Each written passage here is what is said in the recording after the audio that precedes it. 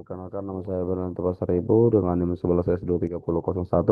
Jadi pada kesempatan kali ini saya akan mencoba menjelaskan mengenai praktikum studi saya. Nah, yang pertama itu ada ANNLP. Nah, ANNLP ini berbeda dengan si propagation. Nah, untuk si propagation itu kayak bentuk apa? eh, Reverse ya propagation. Nah, dia nanti hitungannya per epoch.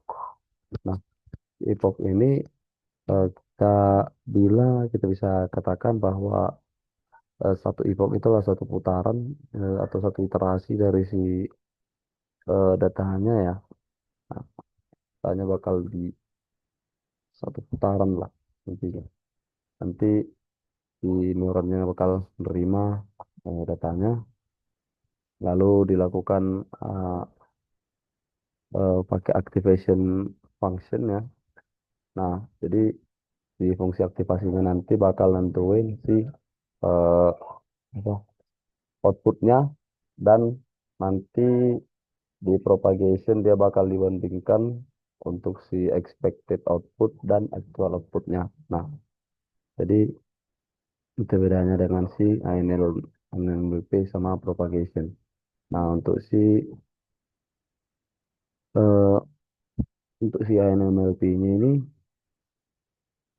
kita pertama-tama bisa buatkan klasifikasi ya. Sampelnya kita bantu 1000, fiturnya 10 atau kolomnya 10, cognitive 5, range 0, classes 2, range 42. Oke, lalu ada bentuk data, nah, kita buat sebagai X, bentuk labelnya Y ya. Nah, total bullet pertama bakal ditampilkan ya, frame. Nah, ini kira-kira begini. Nah, seperti ini, lalu eh, kita bisa coba bentuk X-train dan X-test-nya. Nah, ini ada test size-nya 0,2 ya. Berarti 20% test size-nya dan 80% bagian untuk si train-nya. Nah, seperti itu. Lalu, di sini kita akan melatih si eh, apa namanya modelnya ya. Dengan cara kita namai activation-nya itu relu ya. Kita coba namai relu, lalu solvernya atau si eh, guru pengajar lah kita namai, jadi ada yang kita buat ya bebas sebenarnya ini. Lalu untuk iterasinya 500, sama iteration 500 kita buat saluran instant 42. Nah, ini adalah contoh bagaimana outputnya. Iteration sampai ini. Training loss did not improve more than tolerance ya. Kalau dari bawah 0,0001 dia bakal berhenti. Nah, udah nggak lagi akurat ya. Dan makin bagus, makin berkurang terus ya. Nih, loss, loss, loss. Oke, lalu masuk ke langkah selanjutnya. Ini ada bakal bandingkan ya. Soal 0 sama soal 1, ini predicted-nya yang benar itu berapa ya? True. Nah, ini soal 0 predicted 0, soal 0 predicted 1. Yang melenceng ini 12, ini yang melenceng dari di aktualnya, ini yang tepat nih, kalau 6. Saya rasa itu cukup bagus sih. Nah, jadi kita lanjutkan ke back propagation. Nah, di back propagation ini hampir sama. Nah, dia kita import dulu library yang kita butuhkan, baru iris, lewat fungsi namanya iris.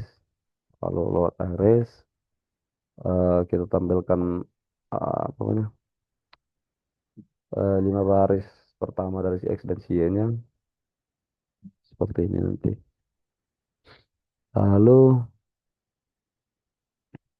encoder ini tuh buat targetnya. Lalu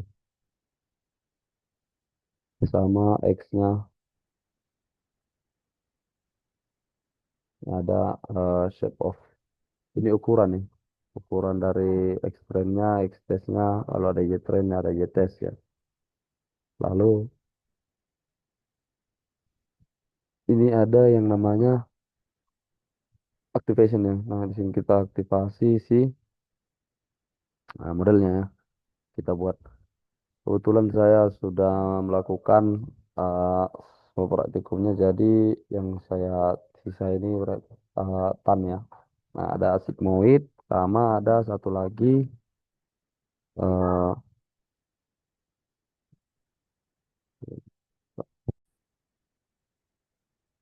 ini ada namanya sih relu ya. Nah, atau Reflectivied Linear Unit. Nah, untuk perbedaannya dari masing-masing apa namanya? Dari masing-masing jenis modelnya, kita bisa bilang bahwa untuk si relu ini dia pakai skala 0 sampai 1. Nah, dia bakal ngabaikan nilai negatif. Lalu untuk si apa namanya sigmoid, dia bakal apa namanya ngasih rentang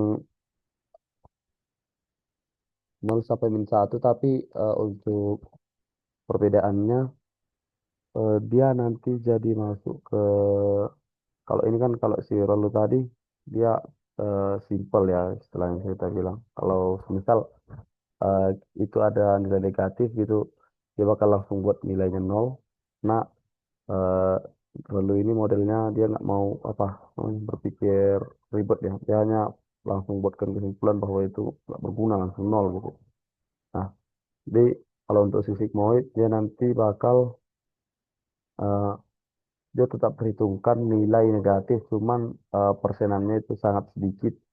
Eh, Misal nanti kalau ada kayak 90% bahwa model ini percaya kita berikan sebuah foto kucing dan dia keluarkan hasil 90%. Nah, dia nanti bakal eh, si modelnya bakal percaya bahwa itu adalah kucing gitu. Nah, seperti itu. Jadi lalu ada sitan. Nah, untuk sitannya itu eh, dia ngasih rentang -1, 0 dan 1. Nah, jika suatu angka itu terlalu besar, contoh dikasih data -200 ya, itu langsung dia klasifikasikan sebagai -1. Nah, jika ada pun 200, dia bakal klasifikasikan sebagai eh, 1 ya, seperti itu. Nah, ini ada softmax, ini digunakan pada output layer juga. Nah, lalu masuk ke code-nya lagi. Oke. Ada di sini history untuk masukkan apa namanya, epoch, batch size dan validation split. Nah, itulah verbose. Kita buatkan laporan klasifikasinya di sini. Ada confusion matrix, lalu ini untuk gambar si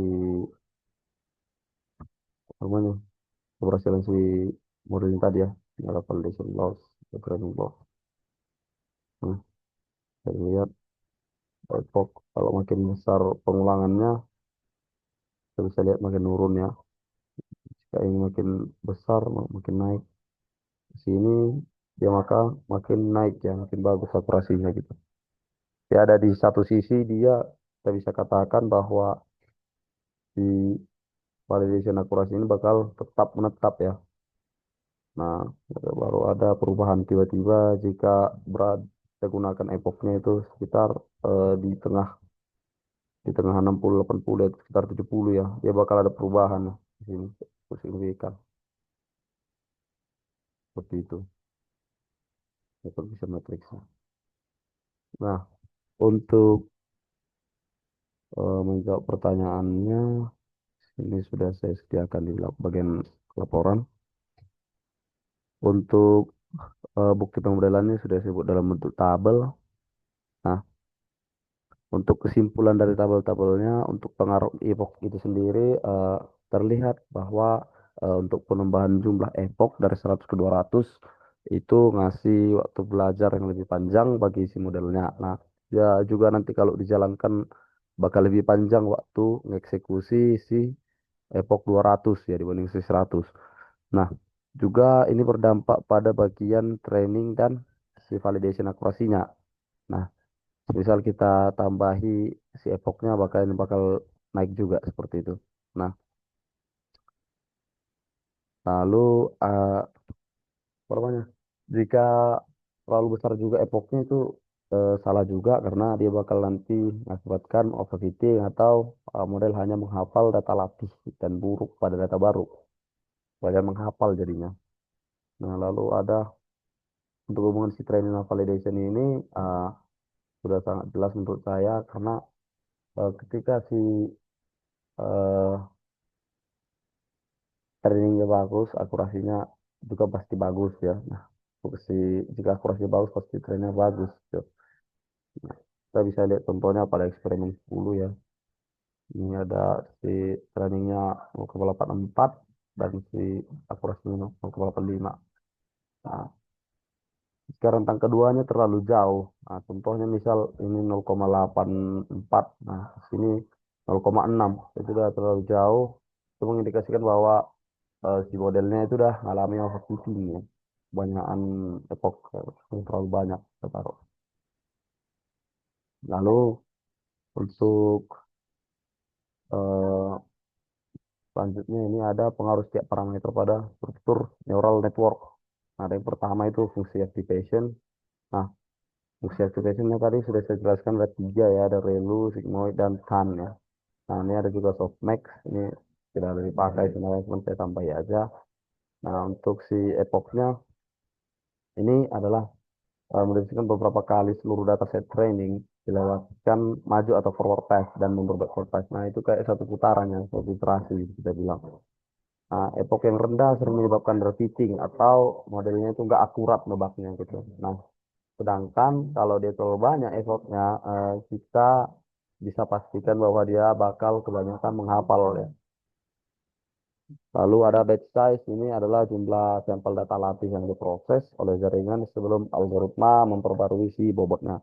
Nah, menggunakan optimizer seperti Adam ya.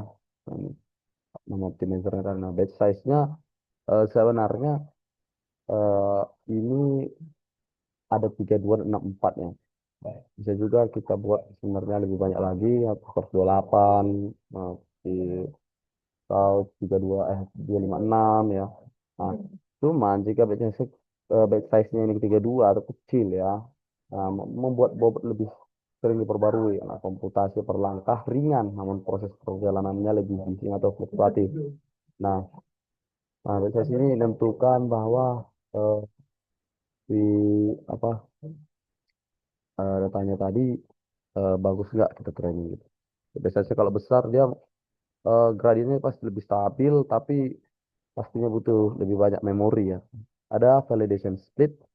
Nah, untuk validation split ini, parameternya ini menyisihkan sebagian persentase dari data trainingnya. Misal tadi kayak 0,2 itu berarti 20% ya disisihkan. Jadi 80%-nya lagi itu bakal jadi bagian si eh, testing ya, seperti itu. Nah, mungkin cukup sekian yang bisa saya sampaikan. Kurang lebihnya saya mohon maaf. Eh, Sampai jumpa.